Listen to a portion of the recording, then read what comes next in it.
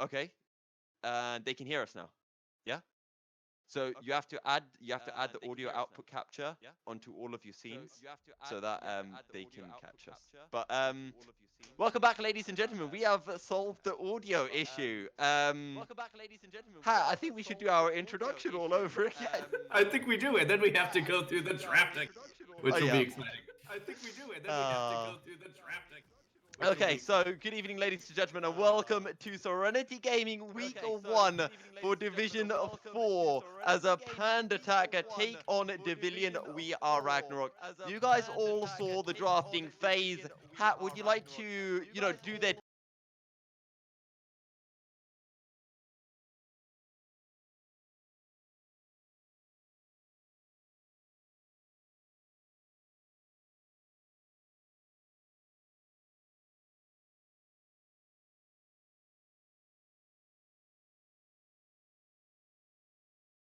Hard to execute comp on the side of Civilian Ragnarok. You have a Zed roaming, you have an Echo roaming, you have to then hit your W on the Echo, you have to hit a wall or an object with Orin here.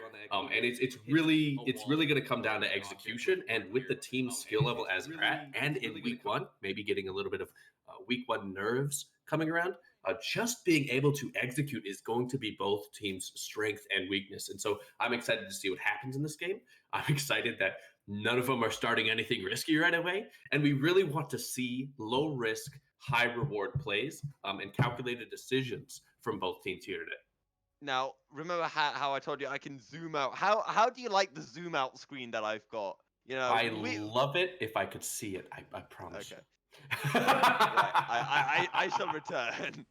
That's perfectly fine. I'm excited. We are seeing blue buff started on the side of Pandattack here, kind of a blue buff each side. Just making sure that both teams are kind of starting a little less risky. It helps both teams kind of get sure footing. As I said before, we are not seeing a lot of dangerous plays here, which is something I'd like to see. But it does put the bot lane for Devilian at a disadvantage here because they really want to get ahead on the Senna, who is almost infinite scaling. That death sentence came out of nowhere from Rox. But level 1 Thresh, man. Level 1 Thresh. Yeah, I mean, we were talking about landing those Qs from Lord Flacco, but the Qs from X-Pec Rox is going to be slightly more important. But I do want to take a look at this mid lane matchup because it's Ahri into Zed, which feels like it could swing either way and entirely dependent on skill, especially now that we have hit that level 2 point where Zed can actually start to do some things with the Living Shadow. How much jungle pressure do you think we're going to be seeing in the mid lane? Do you think the matchup is favored towards one side? I don't believe we're going to see any jungle pressure in the mid lane unless it's pre-6 trying to blow a flash on the side of Marie here, playing this Ahri. And Ahri without a flash pre-6 is kind of helpless in lane, especially against the Zed that can really burst her down. Or if the Zed has level prio and can get 6 before the Ahri, or flashless Ahri, that being said.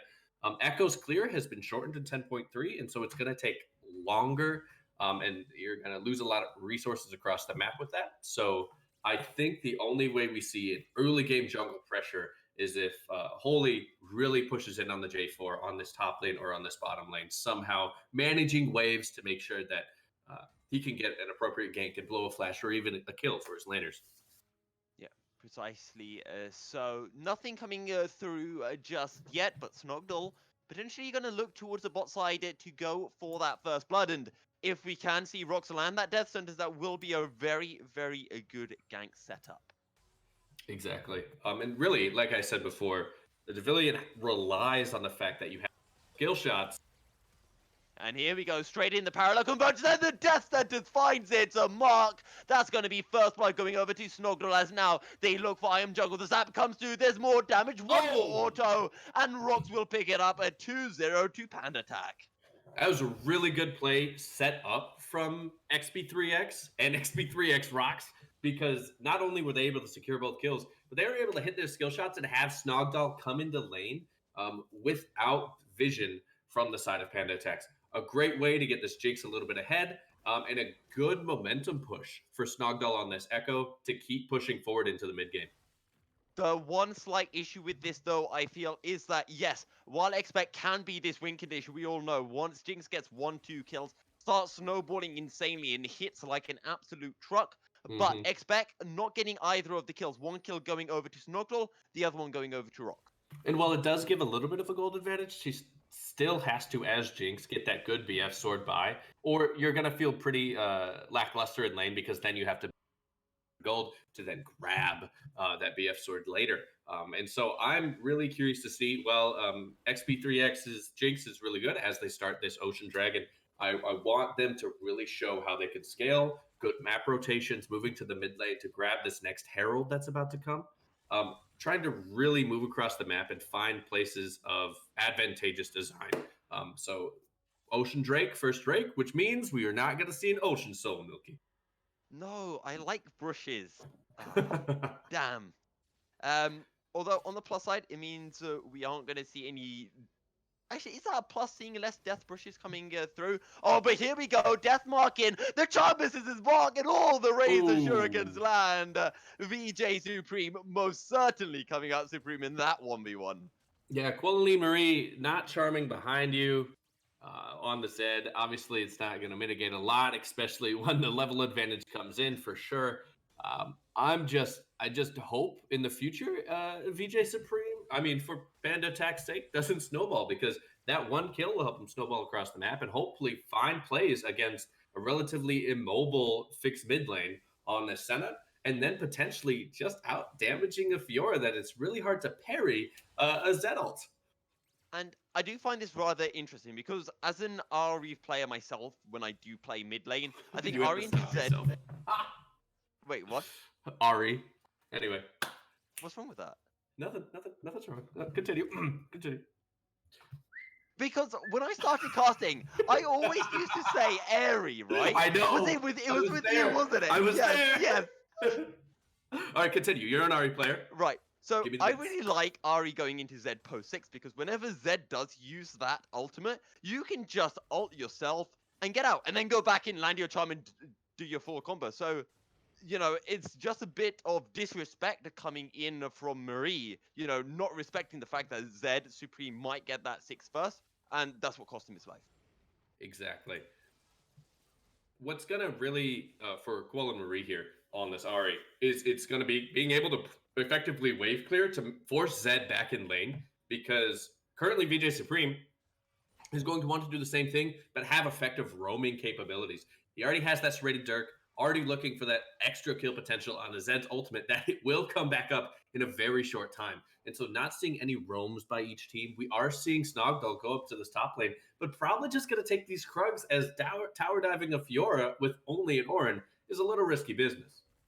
Yeah, and I do want to be able to see Supreme roaming around with that Zed next time he does get a kill. He's picked up the Merc Treads rather than something like the Moby Boots. And it does make sense, you know, playing into the RE. Got the serrated Dirk, and, you know, once he does have his ult back up, I'm sure he's going to go right back in onto Marie.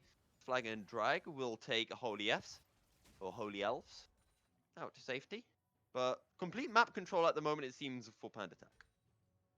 Actually, not for Pandattack. I think it's for Ragnarok here. Because deep vision, right? We are seeing Snoggle take Raptors, put that deep control ward in, knowing that Holy Elves will have to clear their red side, and probably, if I'm not mistaken, going to wait at this red buff, if not take it fully, although I do believe he's starting it. With all the lanes pressured, that's just something you can do as a jungle, because that priority gives you the ability to do stuff like this.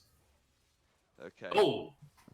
And here we go. Call of the Forge God will come through. Will land onto a Holy Elves, but no further engage. I want to take this moment to ask you a question that I think is very important, because I noticed this at the start of the game, and I was kind of worried because I thought I was right, but now I'm thinking that I'm wrong. My notes say that Pandattack are on the blue side. However, I'll hold that thought because the parallel convergence comes through. Holy Elves with a flag and drag. No kill will come through. Zenithblade in the bot lane. The Flay will buy some time, but that's a decent death sentence. The box comes out. Fight in the mid lane. Fight in the bot lane. Flash away from a fix mid lane. But he will be able to dodge the zap as Rock trying to close in. Another death sentence comes through. But the solar flare on Expect. Another flay. Oh my God. Expect finds Oh the my kill. God. The Triumph is in, but the Leona damage is a following It's a up. frenzy. The It's a field is frenzy. insane. Another flay, another Oh! death sentence, and the double kill for Expect. That's incredible. By the way, folks, if you don't know how Jinx works, you just found out right there. Getting that kill into the Triumph, massive amount of lifesteal that comes from the Jinx passive, being able to hold on and kite fix mid lane. Oh, that just in good play, and more importantly, we got to give props to your supports here. XP3X Rocks on this stretch, being able to help that kite, help that CC, hit those hooks. That was great play, or it was horrible execution on one of each side. Yeah. Whew. And I also want to give some credit as well to I Am Jungle as well there, because I feel like he played that quite well. Like, he couldn't chain CC Expect any better than that. But true. Rocks, how he hit every single one of those skill shots was masterful. And, you know, whichever ADC got the first kill, it's a double kill going over to them. As here we go, under turret, but Marie, Oh, fine. Deathmark pops, the ignite is ticking, and now here comes Snogdoll. Ooh. Will be looking for the dive, and picks it right up with a face dive. Just popping Ari like a balloon.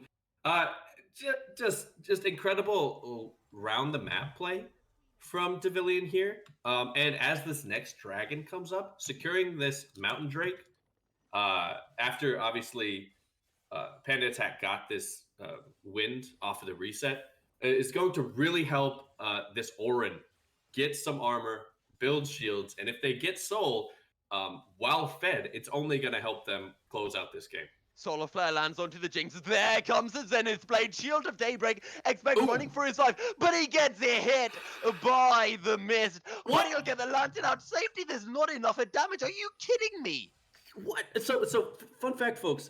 When you have no damage on your ADC, I Am Jungle is trying their hardest to try to lock this Jinx down. And if we saw a replay here, Expect Rocks flashed to try to lantern. I don't know if it was a mistake there, but overall it worked. And so we did blow the Thresh Flash, but at the end of the day, XP3X gets out, can buy these items, has the Storm Razor, 150 gold bounty, and we're seeing a little bit of action in this top lane as most of the major objectives have reset with, by the way, Snogdoll picking up the Rift Herald in the meantime. Oh, that Rift Herald is probably going to get dropped as well fairly quickly, but we might be on for a 2v2 as Maria has made his way up topside, and he is going to be supported by Holy Elf, so a 2v2 may turn into a 1v2. Parallel Convergence coming down as Snogdoll looking aggressive, but he won't go all in. And where exactly do we right? No, actually, right, let's go back to this. This is the important thing. My notes say Pandattack or blue side. Nah. But they're labeled first in tournament, so they have to be blue good charm side. from Marie here. No, so we had talked in production, as every lane kind of takes an extended trade here. Yeah. We had talked in production that Panda was on the right side. And you can see, and just a note for people at home, the club tags on DVN. That's a good one, right? I didn't notice the one from Rule Master. They don't all have the same club tags. It's not fair. Okay, most of them. You gotta bring this up with the coaches, man. Like, we're just lowly casters. What are we supposed to do? Yeah, precisely. I mean, BAESP. How am I supposed to know that's Pandattack? I mean, come on. That's true. I mean, DVN, yeah, that's fairly obvious, but okay, right.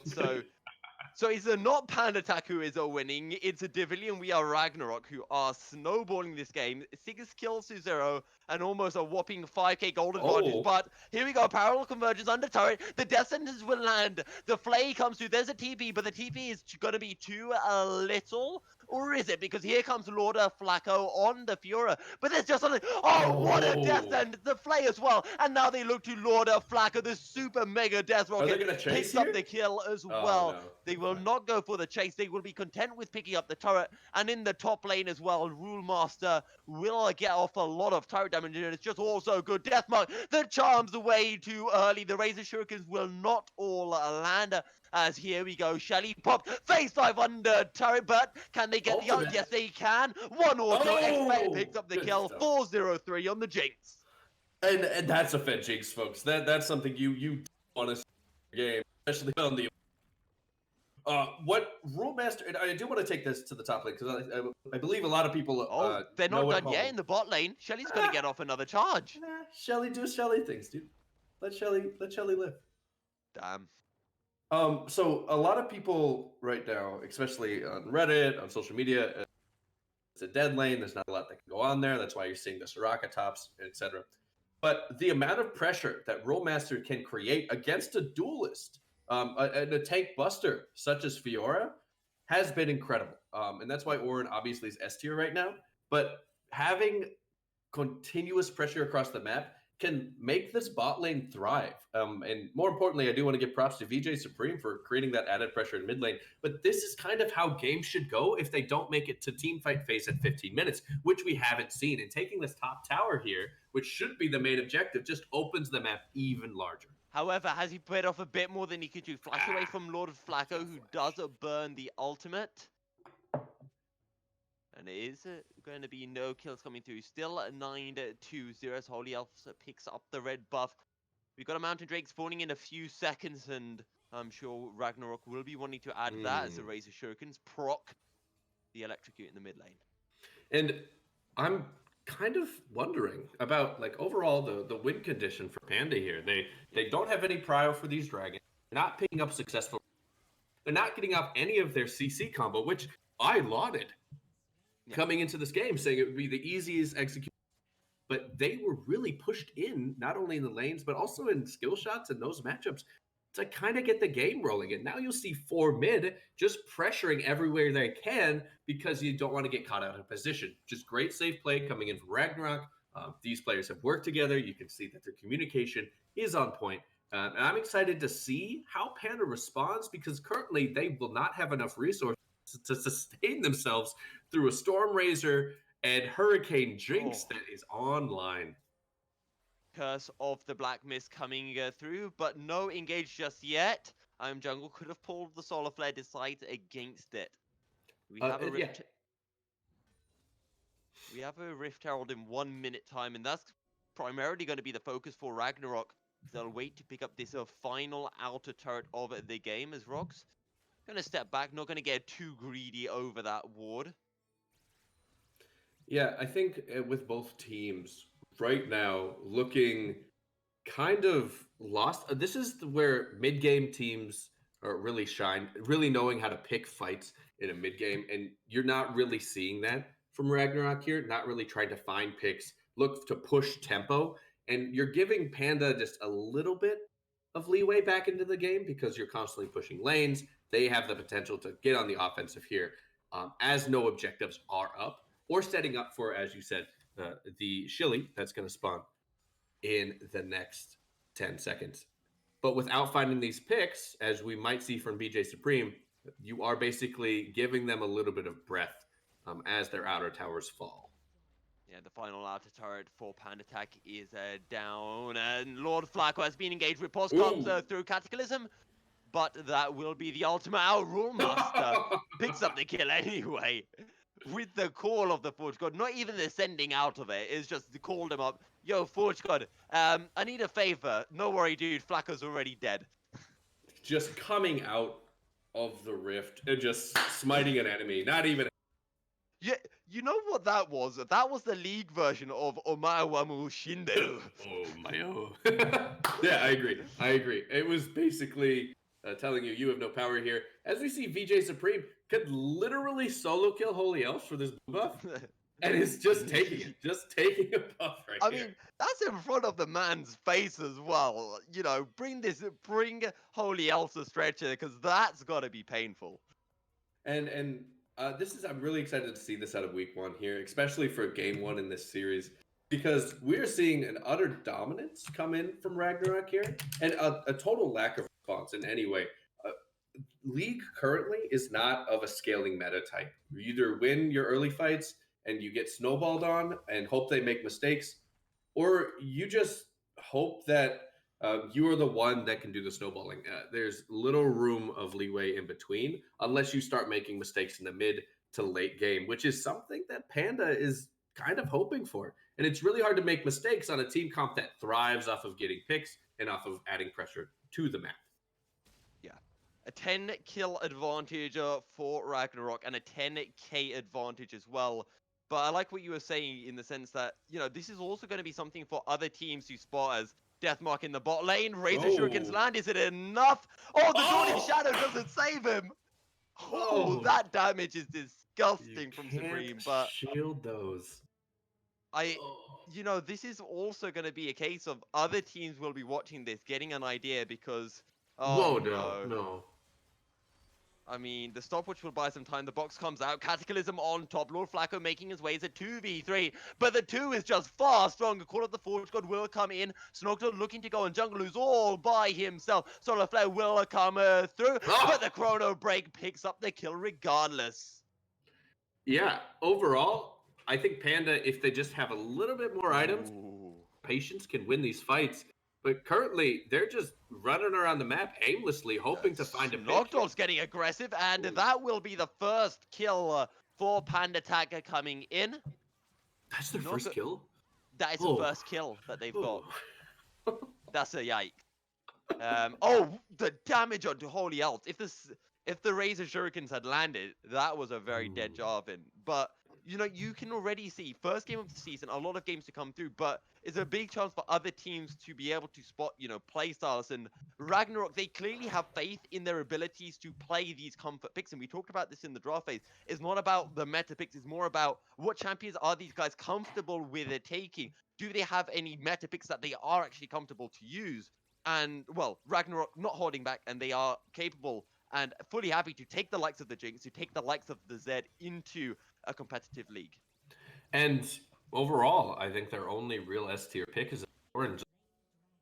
But you did see, the Leona, and you did see the composition that Pandattack wanted to put together. And seeing it dismantled from early game mistakes is something that they're going to have to carry with them into game 2, and hopefully taking the series back on to their terms. As their drafting is there, it has to be execution, and it has to be a clean way to figure out their pathway through a game with as minimal mistakes as possible.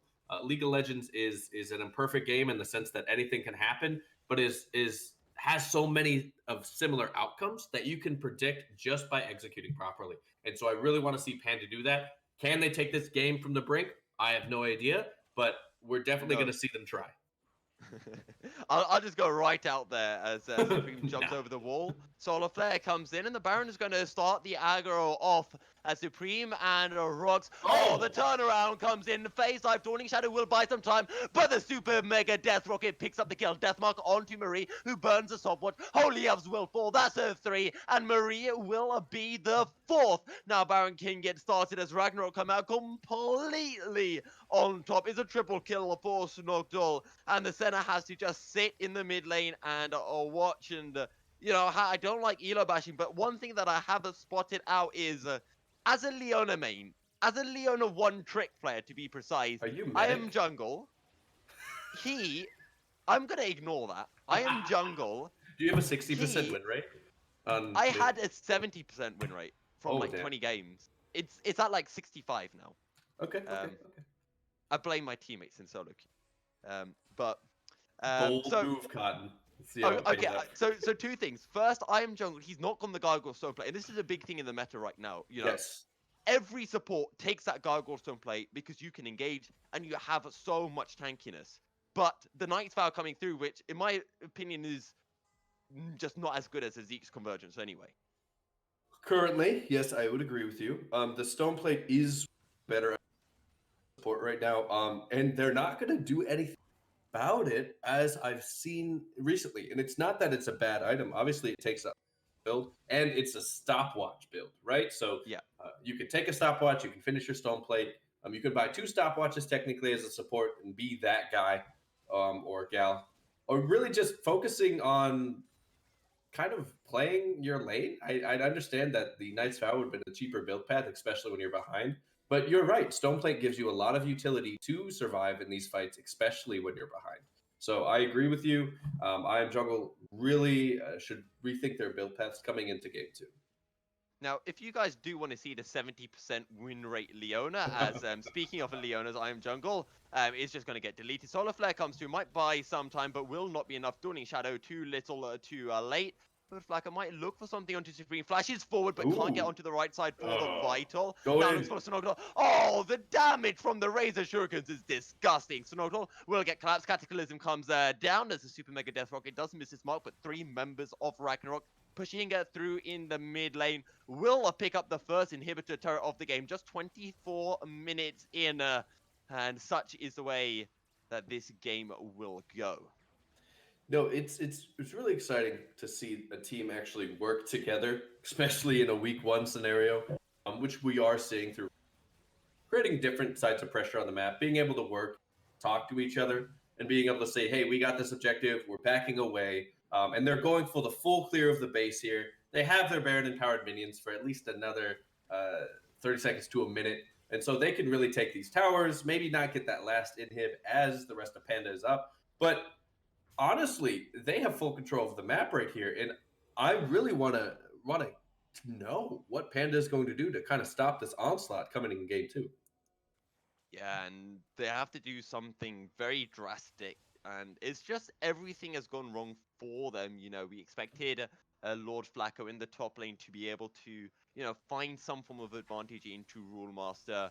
I mean, Supreme just stomped on Marie, and I mean, Rox and X-Spec, I feel it's a bit harsh because it was so close at the start, but it felt like one of those lanes where X-Spec and Rox just played that little bit better at the start, found that first kill, and then it just snowballed out of control as fixed mid lane and I am jungle just tried desperately to find something, but just ended up dying and dying more and more times.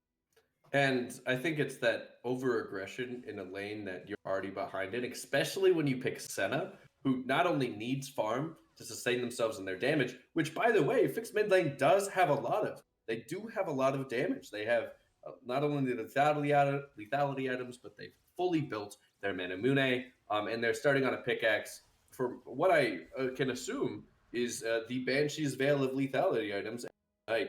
And so, as the fourth and second to last dragon comes out, we do see the Did you mountain call song. it a Drook for a second? I had to stop myself because Elder Dragon is importante, and so as we move in, I find it hard to give Panda any hope here because they have to land the perfect CC without the damage, and when you're in that position, it's really hard to come back.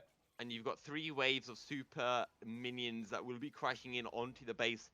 And, Pandattack don't even have the wave clear to deal with this. So they're going to have to fight in such a massive wave of minions. As Snorkel looking aggressive. Will he pick up the kill? And that will be the all out as Call of the Forge God comes through the box as well. That's going to be 2. Dawning Shadow comes in as the Death Mark follows through. Is it going to be enough to pick up the kill? No, it will not. It's a 5v3 at the base. Supreme will be able to get out. Parallel convergence, the death sentence on top. And that, my friends, is going to be a game 1 as I expect. Picks up his 6th kill of the game. Just an overall great showing from the side of DVN We Are Ragnarok. Just because they were able to not only expand on their minimal leads that they had at around 5 to 10 minutes, but they were also able to push the map and create pressure all across, which, by the way, for those watching at home, really shows you the importance of having priority in 1, if not 2 lanes, especially when you're going for a full clear jungle, like an Echo, like an Olaf, giving them a little bit more of a leg to stand on to then impact your lanes. We always hear about these Lee Sins, Elises, Jarvans, really being powerful junglers right now. But you can still do the same with a quote-unquote nerfed Echo when you go into games like these. Yeah, and, heading into game 2, I'm trying to look at a silver lining, something that Pandattack can focus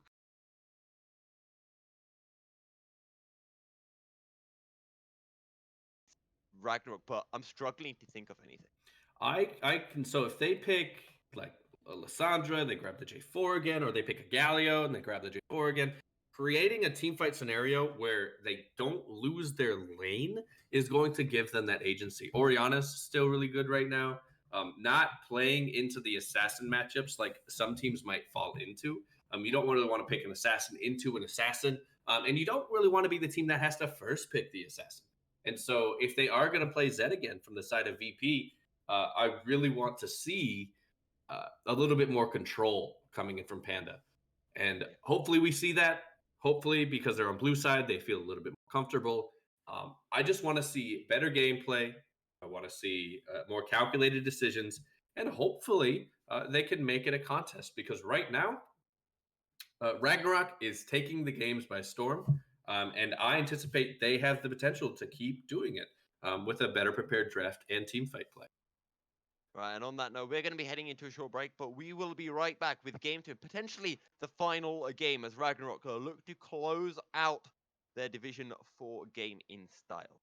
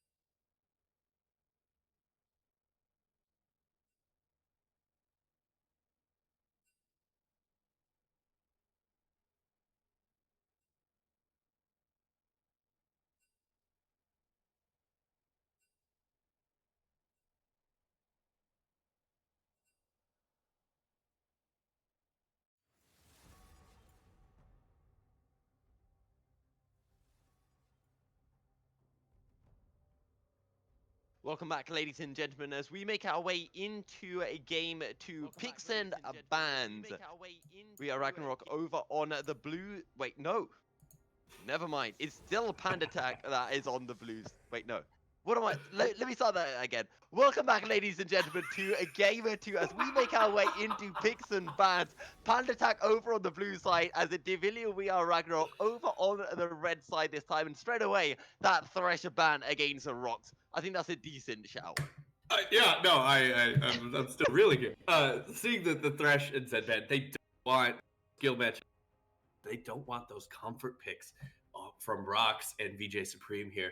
The Nocturne ban is kind of interesting. I'm not gonna lie, because Holy Elves would and could still be successful on the J4, and so maybe they want to force them back into the same draft, or maybe they want to force them into a different one.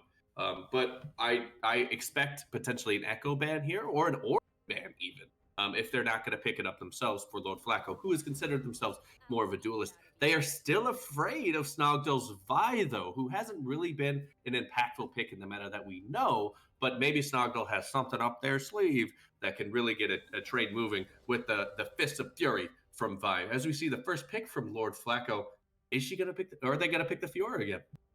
Yeah, potentially you have to consider that the Vladimir once again banned away. The MF also banned away, as well as two respect picks coming in from Pandattack. And indeed, Lord Flacco does go for that Fury again. And you have to think, will Rule Master just take the Ornn and play this exact same matchup all over again? I think they should, not just because Ornn is Nami hover. Not because Ornn is such a good matchup, but also because you can create so many opportunities across the map. They will do their bot lane again here, even with the Thresh ban. I do believe there is enough supports in the meta right now that can really complement a Jinx, whether it be Braum, whether it be Nautilus. And so I don't believe they're worried, but securing XP3X's Jinx, something they did very well on last game, is kind of like a respect pick coming from the side of DVN We Are Ragnarok. And the Echo gets locked in again, so this is something that I do like. So often we talk about a team that they win a game and then they change everything so drastically. But Ragnarok, it worked out well in game one, so just pick the same thing again. Exactly. Something that teams value is consistency and seeing consistent play. More importantly, being able to grab the Echo for Snogdell or VJ Supreme, creating kind of that flex pick tension, which kind of put Holy Elves into a Hecarim mindset. So we're going to see a fast horse in the game with the potential flex of a Lux coming in. Yeah, and we talked about the possibility of seeing a Lux at some point, but I did personally think it would be coming out from Supreme. I'm quite interested to see whether this is going to be the Lux for Marie, or if it's actually going to go in the support role as the set is locked in, and that could be going anywhere, top, mid, or jungle. This is the boss, folks. Having these flex picks on set, not only with the Haymaker, being able to run at you, Q, and then being able to TKO you almost out of every pit, being able to have impact in the jungle as well. I fully believe that if you're drafting on the side of Panda here, you're kind of afraid of what to expect. And so for me, banning out ADCs here seems kind of suspect. Because what they should be banning out is like the rest of the mid lane pool, right? Forcing it into a potential Jinx mid lane, or forcing it into a potential Jinx support. And so while I do appreciate banning out A-tier ADCs, the Aphelios is still on the board. So I would be surprised if mid lane just said, screw it, I'm going to learn this 1,000-page champion. Yeah, definitely a possibility. I do like the fact that this Aphelios is open. The Senna is open as well, and we saw Fix mid lane pick this up in game one. Whether he does this again in game two, I don't know. Potentially the Ezreal also recently picked up a buff, but I don't feel it was a substantial buff. I think it was just a slight buff to his attack speed. And I personally think it's a substantial buff, because that is what he needed to then proc press the attack or go other runes that work for Nancy. And so now he can easily do that. He still has to shift. Do I think we'll see an Ezreal here? I really don't. I think Fix mid lane has been practicing Senna, wants to keep that because it wasn't a bad pick in game one. It just underperformed with their support, and also when a Jinx is fed against a Senna that really doesn't have as much gold, Ooh. ooh, is I think It's a set mid lane, I think. I think it's a set mid. It's very well. It still could be a set, I right? would like to point something out though, Hat, because if this is a Lux mid, I think then Ragnarok will flex a Renekton mid because we know how much kill pressure Renekton can have mid lane, and on something squishy like a Lux, that might be exactly what a Renekton would like to play into. So I think it does revolve slightly around where this Lux is going. And we've seen VJ style on others as well. So a Lucian Leona in the bot lane, the draft is very well spelled out for Panda. They know what they want. They want a good early game in this bot lane. They don't want to get punished, and they want a more jungle pressure coming in from Holy Elves, which is something we did not see in game one. The hover of the Nami is a good disengage tool, and it will be used, and it's actually a very well synergized with Set and Renekton, giving kind of those soft targets for people to pick off with a bubble or with a wave, and then being able to run at them.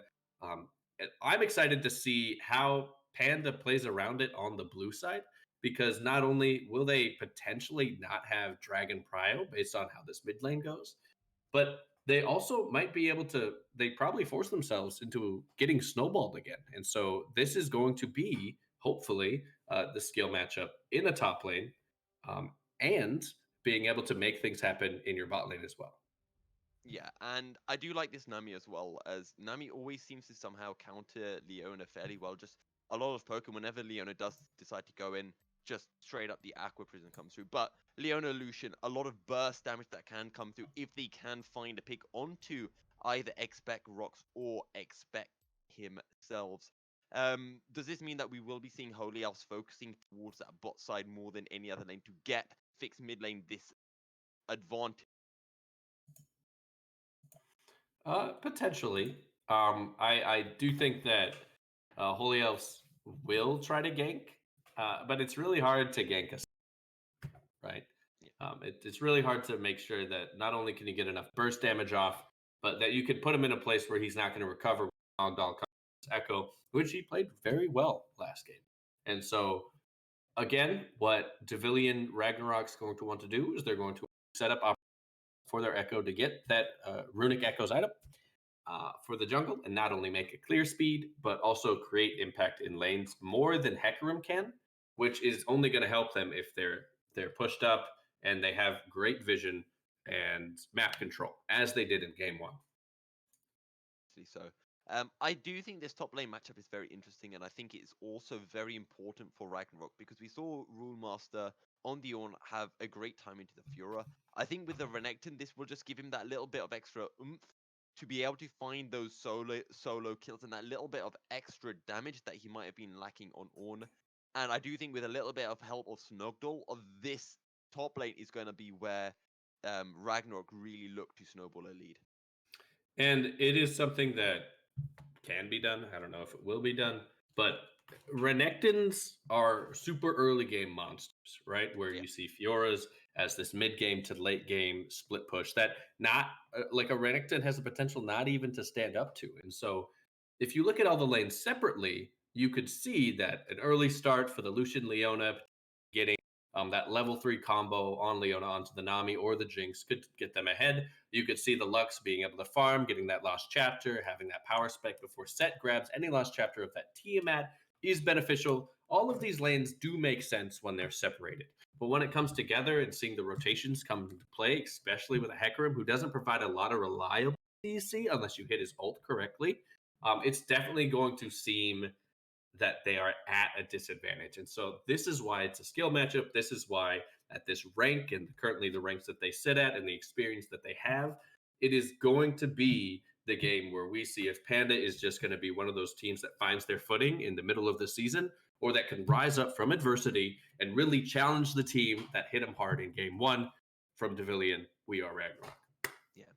And looking at Pandattack again, we talk about this comp. It does look, the only thing that they do have kind of going for them is that they do have this kind of pick potential with the light binding with any of that Leona CC, and then they've got a fair amount of burst damage behind it. But you get these extended fights where Expect picks up one kill, for instance, all of a sudden just Jinx goes crazy, starts firing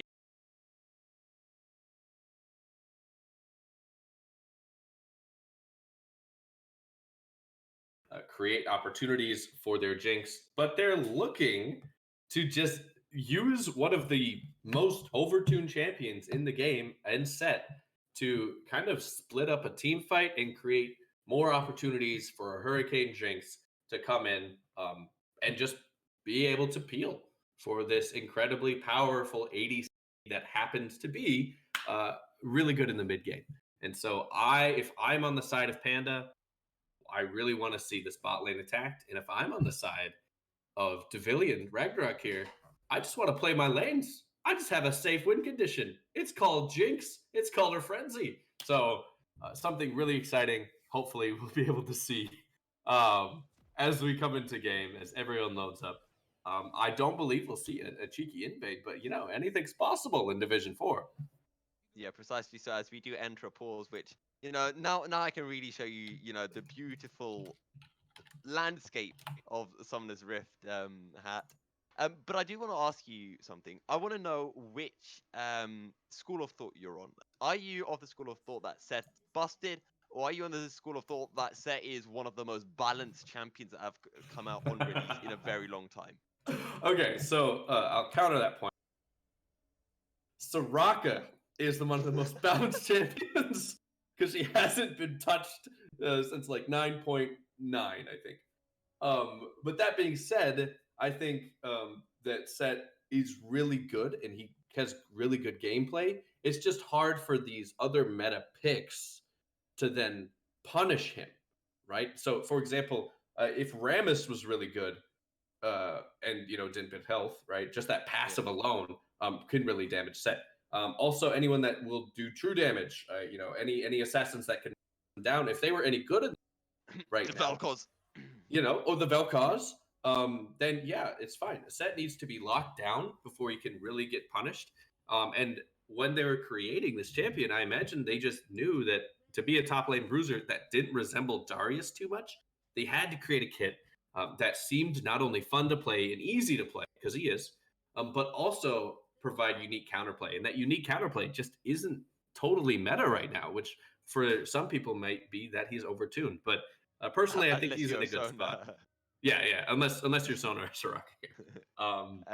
Sona did get nerfed, So do we stand by the Ender analysis? If a Set comes to you, just walk away. Yeah, just walk away.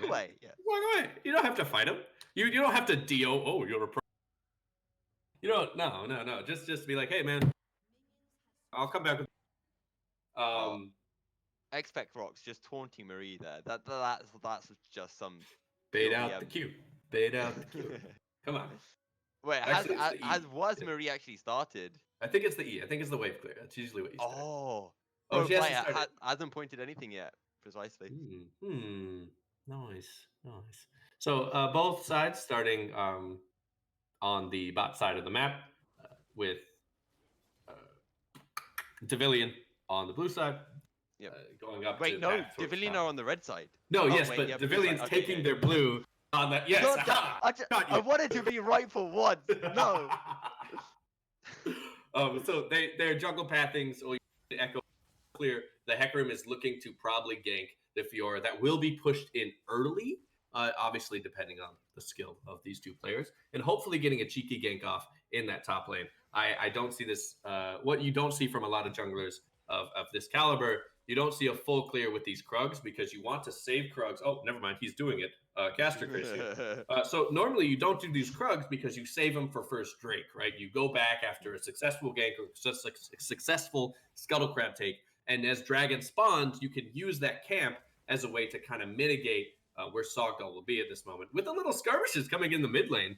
Oh, but look in the bot lane because the engage coming right in with that Zenith Blade. Now, I am jungle a little bit too far forward, and he's going to get poked back down. And I think that's a pretty good trade for Ragnarok because mid lane down to half HP.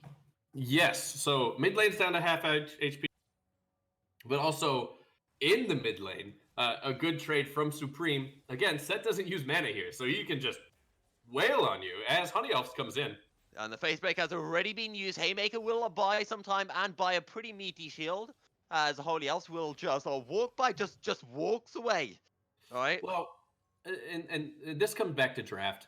When you charge in with Hecarim, when the the set has already been CC'd. You can't really layer that CC either. Oh, As parallel Snogdoll, convergence. Snogdoll with the snipe. He catches out Holy Elf, Oh. who uses the flashes in the bot lane. The focus coming through onto X-Wing. Holy Elf's running for his life, tries to turn around. Snogdoll picks up first blood, and now the turnaround in the bot lane onto I Am Jungle. But they're going to change their mind. They look for mid lane, but he flashes forward and he picks up the kill. Now the turnaround onto Rox. Zenith's Blade under turret. That's the double kill for Lucian. And this is exactly what Pandattack needed. So mid lane, an incredible comeback story. In plays center right away, gets put back in the lantern from Expect Rocks, and then goes, no, I'm just gonna go the husband and start just laying into this bot lane. A few mistakes made by obviously Expect Rocks here, but Snogdoll, I kind of want to bring that up because he's pushing in this mid lane. Flash forward, a face breaker goes on the turret, but the parallel convergence is already gone. The missed time from Snogdoll, and he just gifts the kill over to Marie. Which is what Marie needed. Not gonna lie, with both summoners down. I want to put it like this. I see what Snogdoll was trying to do, but he might have gone in a little bit too late. He's like, I'm going in, gonna get a parallel convergence shield, and he's like, where's my parallel convergence gone? What they could have done was with the headbreaker from Supreme, being able to proc that at the exact same time. As you would do. Zenith's Blade on the turret. The traps come out, but it's not going to be enough. The focus in the bot lane, they can't find the final auto, and Rox will survive. As in the top lane, Rule Master going to be forced back under turret. But this is exactly what we wanted to see Pandattack do. They know that the win condition is to get the solution ahead early. But as you mentioned, Snogdoll coming in the bot lane, parallel convergence. He has the flash. He can go for it. Will go, but a little bit too late. The rockets are coming out. Now they'll change their focus over to mid lane. But they look towards Snogdoll now, who's getting burnt down. He finds the passive, gets off the 3 autos, looking potentially for jungle, but will phase a dive out. No further kills in the bot lane with the Mountain Drake. Spawning only 20 seconds ago, and that could be a focus for either side now. It could be. And so I do wish that these teams would just stop fighting for a second, because I was trying to make a very good point with CC. So obviously Supreme and needed to CC so Echo could get off the parallel convergence. Not being able to do that obviously gave Marie a kill. And watching this top lane, in the top lane, they're looking for Rule Master. Flash forward, and the lunge seals the deal. 4 kills to 1. Are we sure it was Pandattack who lost game 1? I don't know. So this is exactly what you wanted to see from Pandattack. Yeah. You wanted to see a little bit of these skirmishes. You wanted to see jungle pressure, and that just when you get into these like amateur leagues, or you get into solo queue with a J4, as we saw in last game from Panda. Sometimes it's really successful, sometimes it's not. Parallel convergence is that.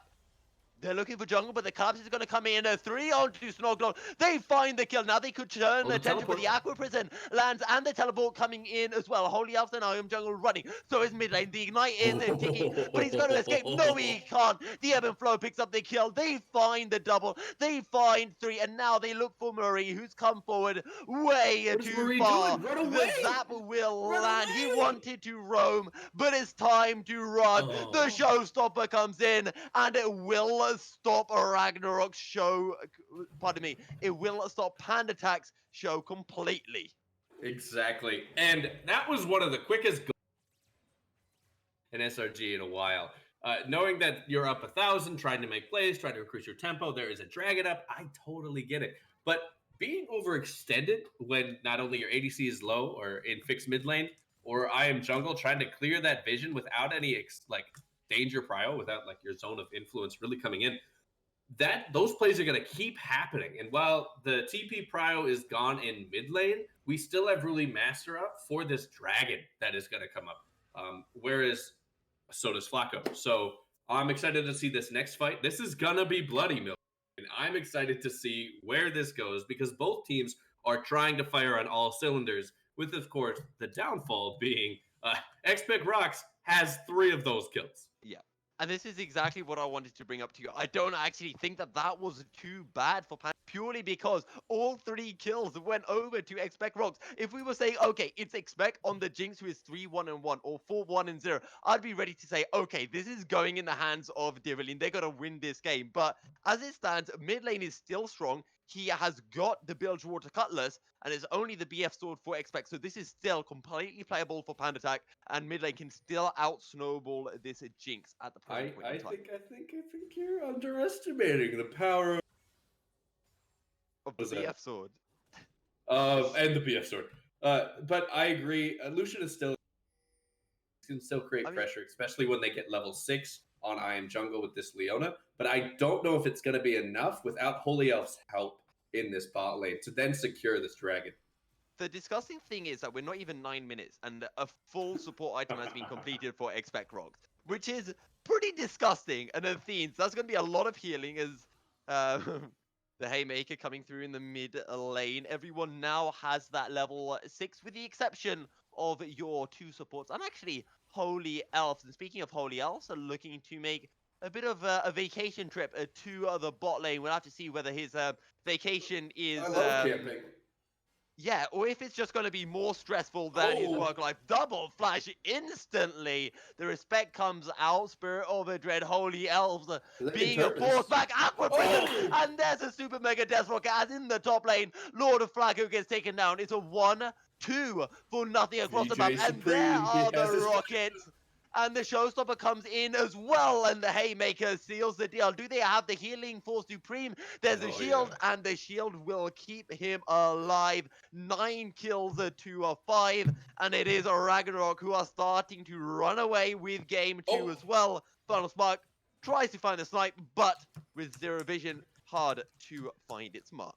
And so I want to, for everyone that just wants to get better, and by all means, just having a but using your flash to secure those kills under tower, not to prio, but just to make a statement. A VJ Supreme coming in, just laying the hurt down on fixed mid lane is something you'd love to see as the engage coming in from my jungle. Jungle? You know, I know Leona's strong and she can 1v1 an ADC at times. Sure. But why are you 1v2ing when your Lucian's still at the inner turret? As Holy Elves will be hoping he doesn't get executed to his Krugs here. Oh yes, Blabber. I mean, Holy Elves coming in. Holy Elves coming in with the, still having a Predator up, still being able far behind is this Hecarim, and something we haven't been able to because of how much fighting that is going on in this game. And so with Rulemaster behind this Fiora, first, I want to point that out because Lord Flacco has the ability to then split push in the late game. That is the consolation you get for Holy Elves being behind so much farm and not being able to complete their jungle item, because you are really, as Hecarim, becoming a CC bot to hopefully get your lanes ahead and farther ahead than a scaling like Jinx or Tidal Wave will just about clip I Am Jungle. And now the full collapse, but here comes Holy Elves and Marie. Do they have the damage? Super Mega Death Rocket picks up the kill. Zap will land onto mid lane as a culling comes out, but the face dive on the turret, and that picks up the kill. Chrono Break takes Snogdle out to safety. Oh, I can't believe Echo's a champion. So this should secure their Drake trial spot lane as Flacco goes in top of Ruli Master, but the ultimate from the Renekton comes out. And he should be able to get out alive here. Yeah, Lord Flacco will decide against it, but Rulmos has to be careful because as soon as that Dominus drops, Flacco will presumably go right back in. There is a Vital just waiting to be here with the lunge. Yeah, Flacco goes in with the lunge, but Rulemaster looking to turn it around. Fairly even trade coming through. But here comes Supreme, the showstopper. Flacco thinks he's been having fun in the top lane. Supreme wants to turn it all around. Hey, make a stop. Oh, Flacco, he finds the outplay, but can he find the double outplay? He's getting chased down by Rulemaster, and he will get under turret and to safety in the bot lane. The turret has been picked. Shelly still charging forward to 3v2, 4v2 if you consider Shelly to be a human being, which we all do. Let's face it. Half HP down on the inner turret, and Supreme will just shove in the top lane. And while I do want to bring up that Devilian, they are very well putting the game into their hands. They're giving themselves tempo and allowing themselves. Don't think anyone dies here, but correct me if I'm wrong. Snogdle has a death wish for sure. Oh, the DV in from behind. They kill Holy Elves, and Snogdle says, "Thank you for the red buff. I'll take that, leash." I love fiestas, but when it comes to a point where really Okay, so Supreme now deciding to try his hand into Lord Flack, and we did say, you know, this top lane is where I personally thought Ragnarok would get an advantage. It's been the other way around. Lord Flack has been playing very well on this Fura and has come out ahead of Renekton in a lane. But now, Devilian, we're not even 14 minutes in, and we've had 18 kills, 6k gold advantage, and the second outer turret of the game will be falling very I shortly. think if there's any viewers out there that are this is team fight frenzy. This is not players think on the fly and kind of creating pressure for solo laners to hopefully turn the game in their favor, as Lord Flacco is trying to do. In the chat right now, you could probably see both teams just putting jungle difference in, because that is primarily what I want to focus on as we enter into this mid to late game. That's a little bit harsh there, as the haymaker. Look at the farm, Milky. Look at the pressure that there is a sizable number difference here, and it's not to blame. It's just Hecarim has to become a CC bot and has to hit everything and hit level at the exact same time Snogdoll and not get caught out in the jungle, which happened super early. Because now, what do you do with this horse and pony show? You really can't do anything at the moment, and so that is kind of a leg that they cannot stand on the side of Panda. Precisely so, and you know, you do have to think that when in game one we were saying, you know, how do Pandattack come back into this? We were really at a loss for words, but it's kind of easier to see how Pandattack come back in this game because they have been finding stuff. It's just been, it feels like Ragnarok have been baiting this entire time. Are they gonna go in on this? Land. Oh, good flash out the Zenith Blade out from Rocks. Yeah, I think Flacco has to take this game. Oh, the parry. Oh, the haymaker is dodged off. Flash forward, and there's the onslaught of shadows. Surely they go for this under turret. The lunge forward, but the showstopper comes in. Oh, Flacco gets taken down by the turret shot. Never mind. 1-for-1. We'll play it, I guess, by Supreme. And it was well played by Supreme. He was able to catch that kill out as this tower should be down. Oh no, the turret is down onto the Yordles, onto the traps. Bonk. Oh, and another Aqua Prison lands. There is nowhere that jungle is going. Oh, he flashes over. Blue buff will try his hand at, you know, having some assist. Snuggle just goes all in. Phase dive flash, easy as you like. 15 kills to 7. Kelly is now up, and that certainly is going to get picked up by Ragnarok here as well. And yeah, they should be able to pick up Kelly, no problem. Second Herald here. And also with Dragon spawning in 40 seconds, not only can the map, or dropping this top or dropping this mid lane, but you also can grab the second Drake, which turns out to be Infernal, so they can either run or they can just be super healthy, which is something VJ Supreme will want on this set. The Ocean Drake is really good for set players right now because all you're doing is fighting, and you have that current passive regen health as well. Kelly is getting dropped, is going to be getting dropped top fairly soon, as first of all, the dive onto Flacco. You can parry, but for how long? You can run, but you will die. Snoggle unstoppable as a final outer turret of the game is secured by Ragnarok, and they can keep up the push, but they will reset for now, as Kelly will get dropped, and Snoggle might just help Kelly on her way, but no, we'll back off, and the protection duty will fall onto Supreme here. But by staying in this top lane and not being able to accurately be fine as the CC comes down. Zenith Blade are followed by the final spark. Showstopper comes in, but Supreme on 2 as a haymaker buys some time. Shield of Daybreak will land, but the light binding cannot. Another Zenith Blade as the CC bot that is a Leona comes in. What is set? But yeah, what is set? Set is dead. I think that's the term we use. But you know, set can't outplay all. Sure, you can 1v9, but if you do dodge that haymaker, it does become that little bit easy to kill him, and we said, oh no, walks right into the parallel convergence phaser.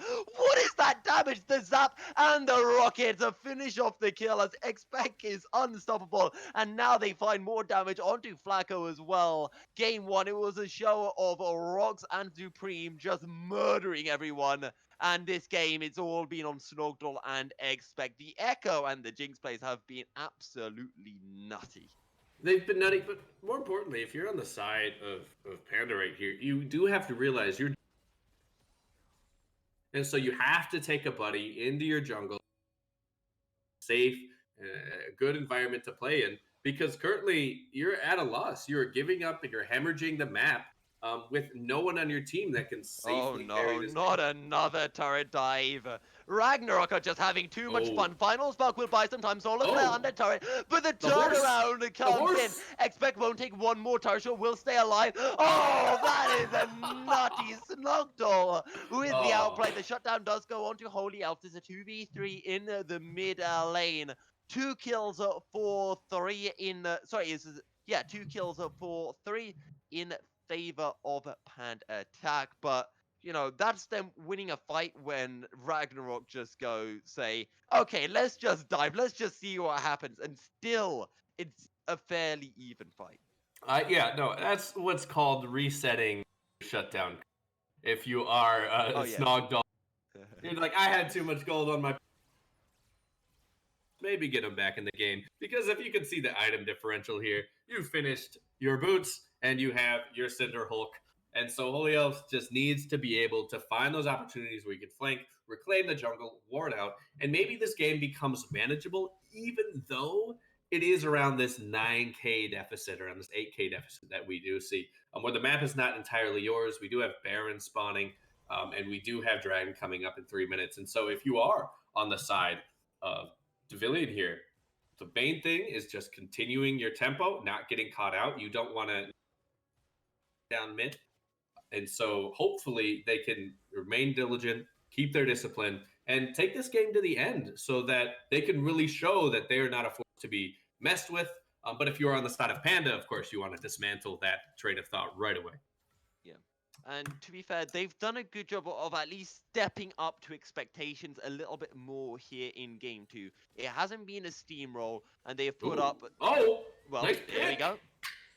Goodbye. But the collapse will come in... When we say collapse, we mean Snogdoll versus the world. The TP comes through, and now this is a 4v4. Light Binding will land onto 2.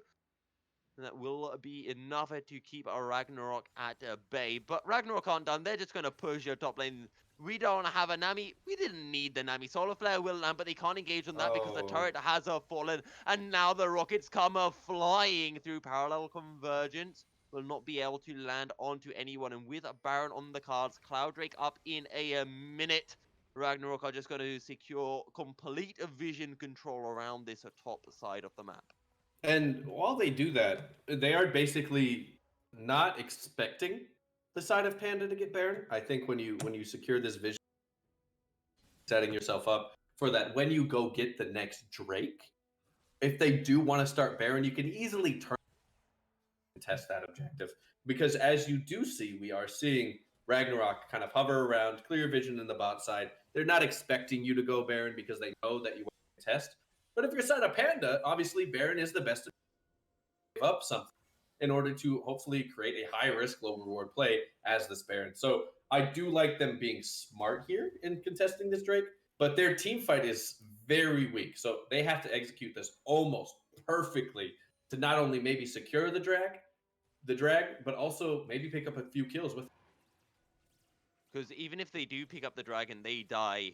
They're going to lose the inner turret mid, they're going to lose the inhibitor turret, and Snogdoll just goes in, he just does not care. But can he press R in time? He'll be able to press his Zhonya's, and there comes the ult, so much damage, Showstopper on top, and there's the Haymaker as well. Marie will survive, but for how long? Snogdoll with the Death Smite coming in, 3 kills for nothing. Snogdoll, he doesn't have his ultimate available, so he's not going to be able to go in for the nutty dive. They're going Baron. To break. And yeah, the Baron will come through. Second Drake is secured for Ragnarok. and now they will look to the Baron as well. And I don't think Pandattack will have any way of contesting this. They don't. The only reliable form of wave Luxalt, Fiora with the Tiamat, actually currently the Ravenous Hydra, and then I Am Jungle. I think it was kind of lackluster. Leona, as you know, as a 75% win rate, Leona is really 70. Well, I didn't say my bad. 75. It was 70. It was 70. You know that in order to start fights, you do team with. In order to start picks with your ultimate, you need to be able to have your team around, and that's just something we haven't seen from Panda. They're not only looking for resources and extending themselves too far, but when they do have the potential for a great pick, the team isn't there to follow up. So not only is that potentially a communication error, but it's something that they're going to have to talk about later, especially as the season continues, because you can't let these picks go unanswered. You should be able to pick up shutdowns, especially with the overextending that Devilian is doing in this game. Because you did at least have a little bit of damage before this Baron play happened. And so I want to point something out, because Snogdol, he's been so aggressive, over aggressive, and Pandattack haven't really clocked onto the fact that if they get grievous wounds, that healing from his ult is significantly lowered. And I want to see a calling coming in from someone. I want to see a Morello, because X-Spec has a lot of healing. Rule Master with that Dominus has a lot of healing as well. And Supreme, remember, sets her passive, effectively a Garen's passive. As here we go, Solar Flare, and they will find the kill. And that's how you have to deal with Snogdol, I feel. He's being so aggressive. Are they watching the stream? Maybe, maybe. With that 3-minute delay as well. But just CC the Echo, and then he can't press R, and he dies.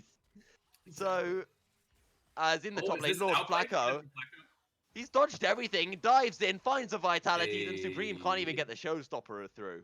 This is exactly what Panda needs, except they need 7 to do that 10 more times. Yeah, and then they'll be fine.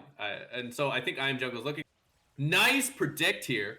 They go on rocks, but they need to be going on Expect. As a culling comes through, the Zap will find his mark. No kills come in, but 2 flashes of burn from Expect and rocks, as well as Expect's heal. And this is what Pandattack need to do, but they need to focus on this Jinx. And, you were mentioning as a Leona, you've got this engage tools, etc. But as a Leona, something else that you have, aside from that insane engage, you've got a lot of peel, and you need to be able to peel for your ADC, for this solution, for your Fiora as well. Just let them do their thing.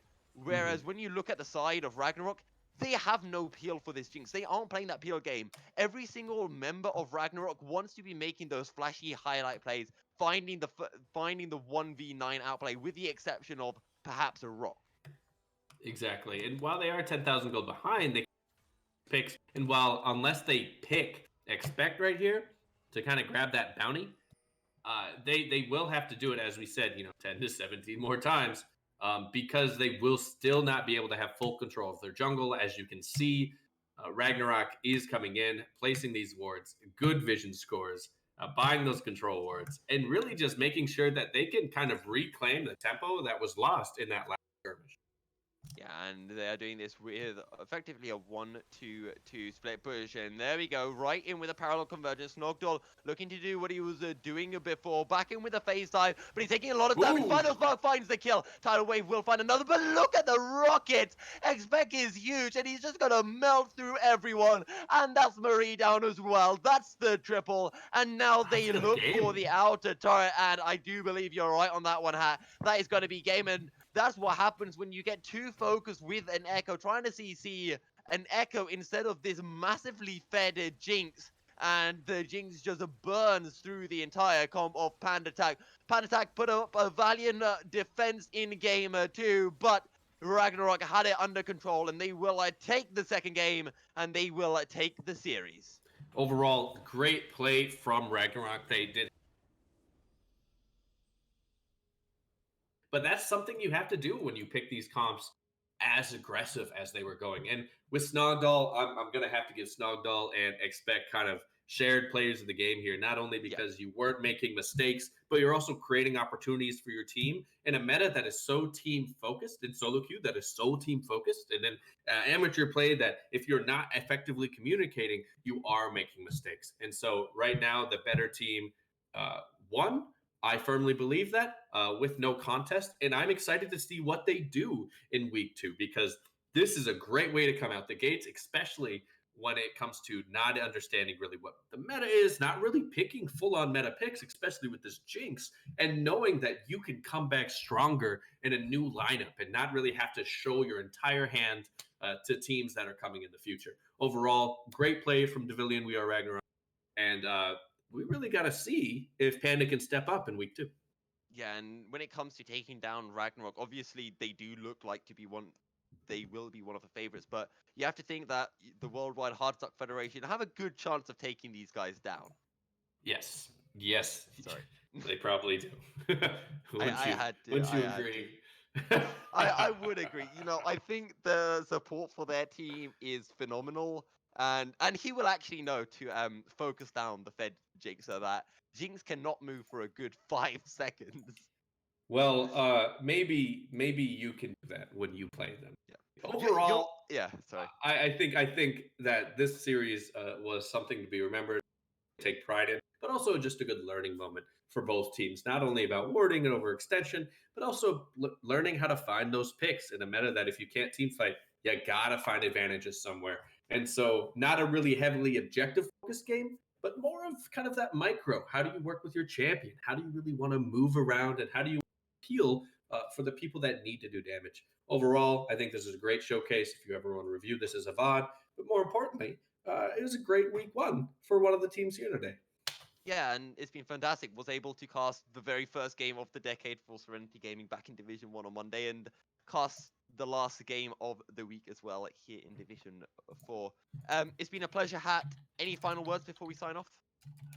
Not from me. I hope everyone has a great day. I'm excited to get this started. Yeah. Well, thank you guys pardon me. Thank you guys very much for tuning in. This has been Division 4 final game of week 1. We are Ragnarok. Pick up the 2-0 against Pandattack. If you haven't already, make sure to follow Serenity Gaming on Twitch, as well as hitting them up on Twitter at Serenity Gaming SRG, or for this Splits information at SRG_Split. Myself and Meat Squeeze will be back casting Division 1 tomorrow at 6 p.m. GMT. For all you European folks, that will be 7 p.m. your time. From myself and Hat, thank you very much. Stay tilt-proof on the Rift, and good night.